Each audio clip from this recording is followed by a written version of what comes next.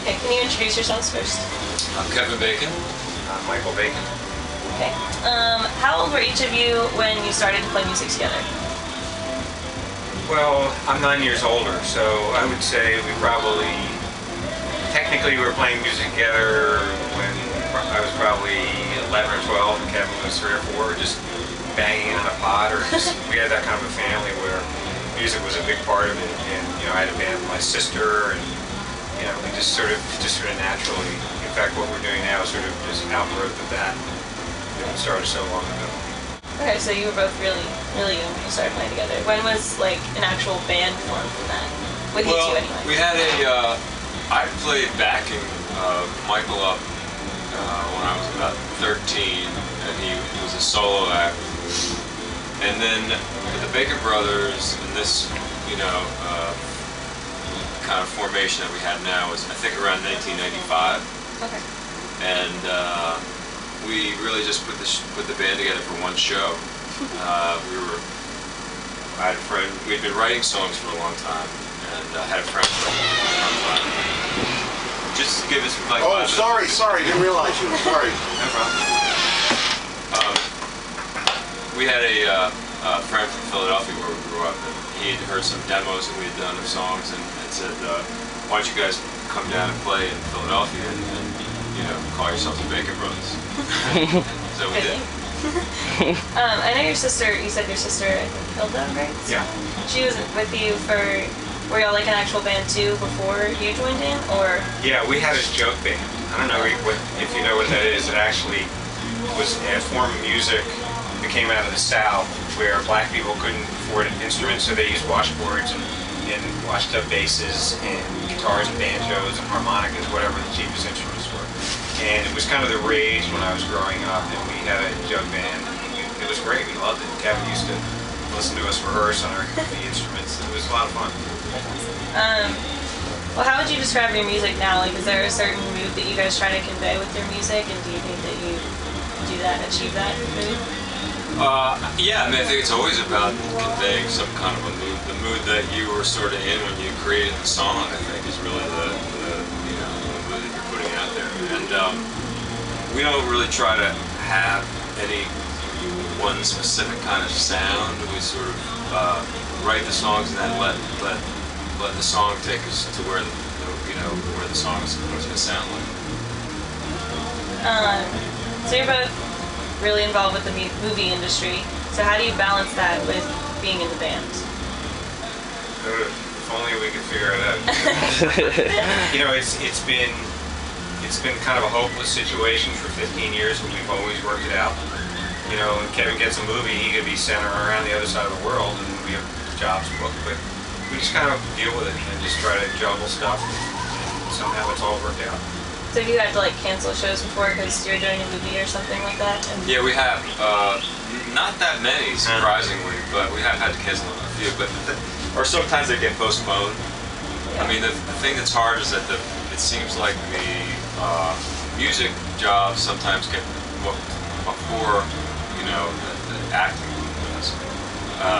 And I found myself on planes, trains, and automobiles sometimes trying to get to some place where we happen to have a show, and where I happen to. Kevin's very good at getting somewhere somehow or other.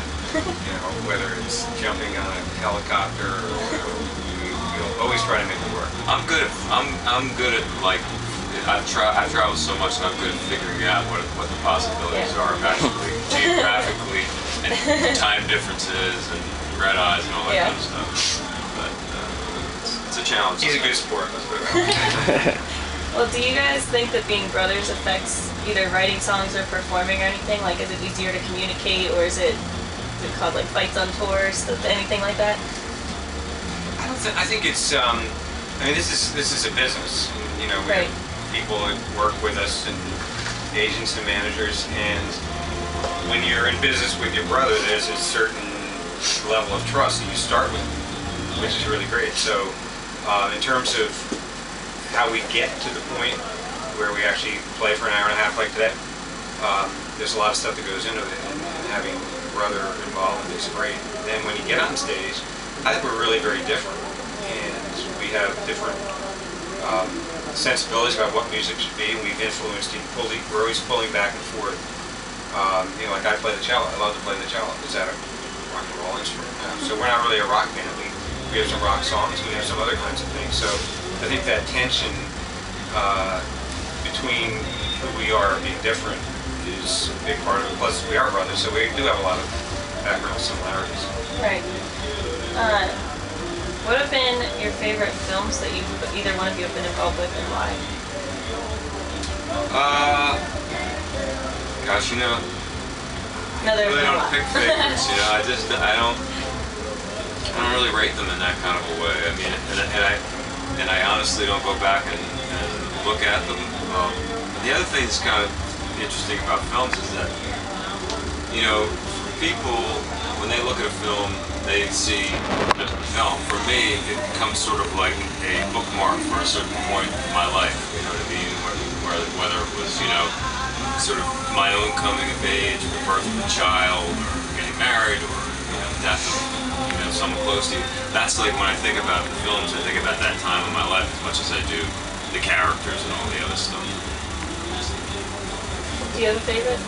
Well, I guess I had to say I did a documentary a long time ago about the Wyeth family. Andrew Wyeth, his father, who was a well-known illustrator, and the whole family was very interesting. And it was one of the first jobs I ever got, and that was special. But the nice thing for me, different than from Kevin, is when I write a piece of music, I have the music separated from the film. So I have this enormous library of stuff I've written for films, but it all exists independent of the film, so I can listen to it and put it on my website. And I think that's one of the things I really love about my work, is it forces me to be constantly writing music. So, who have been some of your favorite musicians to either write a song with or perform alongside or anything like that? We love the band. That's a band that is really influential. It's a really bad name. Why didn't they come up with a real name? The band. When some people go, well, what's the band? Anyway, that was the name of it. Do you know the band? No. No, they were called the band. If you don't know them, you should. And we got an opportunity at the last minute to open for them at Carnegie Hall one time, and then a few of the players, we also played another show with them, and that was great, a lot of fun. Great. So you guys have both been enormously successful in, from Emmys and Oscars and big movies and all kinds of things. So what would you, and even in music, would you have any advice for people going into music or movies industry? Well, I think you have to really be ready to devote yourself to it for the long haul. I think both of us feel like if someone wants to kind of dabble or try it out for a while, or give it a shot, as they say, it's probably not the right person to go into it, because there's going to be a lot of slings and arrows along the way. There's a lot of competition.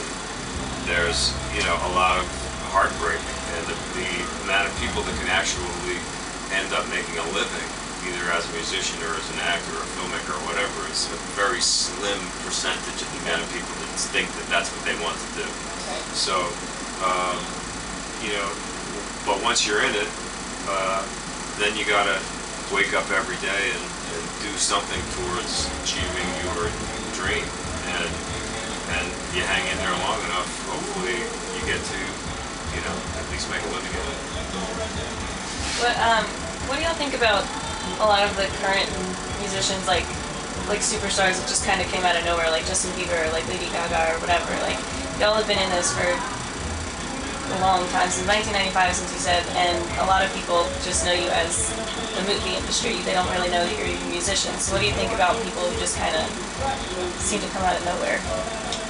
Look, I mean, I think it doesn't really matter where you come from, whether it's out of nowhere or if you have been working 30 years to become an overnight sensation. I think that, it's just about whether or not you can affect people and make music that makes people feel something. If you can, you have a right to do it. And lastly, how did y'all end up playing Family Gras? Just out of curiosity. I don't know.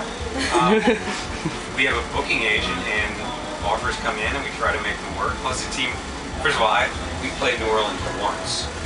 I was about to ask if you played New Orleans. Yeah, we did before. House of Blues, but we had to leave immediately, so I never even got a chance to see the town.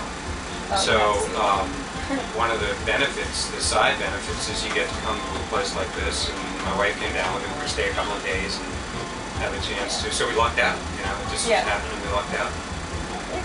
Yeah, New Orleans is a great place. Yeah, A lot of places definitely. that you should I can't go wait to see it. I've seen it. We were on Bourbon Street last night for dinner, and then, you know, so hopefully I'll get a chance to really hang out and see everyone.